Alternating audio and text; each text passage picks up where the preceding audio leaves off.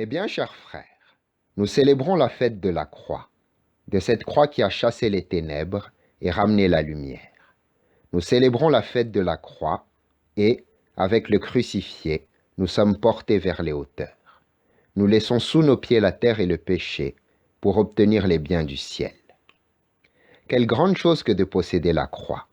Celui qui la possède un trésor. Je viens d'employer le mot de trésor pour désigner ce qu'on appelle et qui est réellement le meilleur et le plus magnifique de tous les biens. Car c'est en lui, par lui et pour lui que tout l'essentiel de notre salut consiste et a été restauré pour nous. En effet, s'il n'y avait pas eu la croix, le Christ n'aurait pas été crucifié. La vie n'aurait pas été clouée au gibet et les sources de l'immortalité, le sang et l'eau qui purifient le monde, n'auraient pas jailli de son côté. Le document reconnaissant le péché n'aurait pas été déchiré et nous n'aurions pas reçu la liberté. Nous n'aurions pas profité de l'arbre de vie et le paradis ne se serait pas ouvert.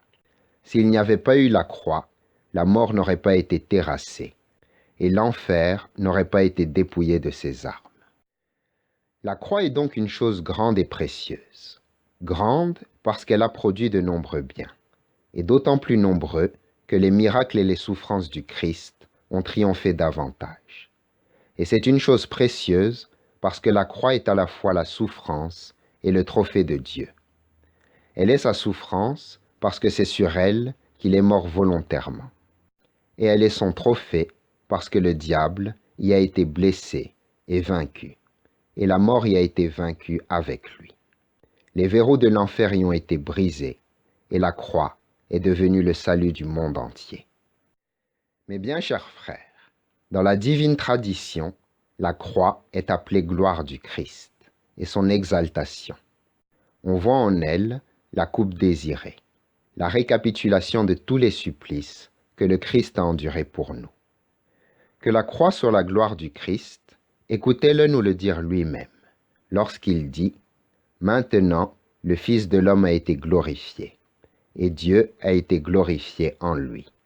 Si Dieu a été glorifié en lui, Dieu, en retour, lui donnera sa propre gloire. » Ou encore « Ô Père, glorifiez-moi de la gloire que j'avais auprès de vous avant le commencement du monde. » Et encore « Père, glorifiez votre nom. » Alors, du ciel, vint une voix qui disait « Je l'ai glorifié, et je le glorifierai encore. » Et cela désignait la gloire qu'il devait obtenir sur la croix.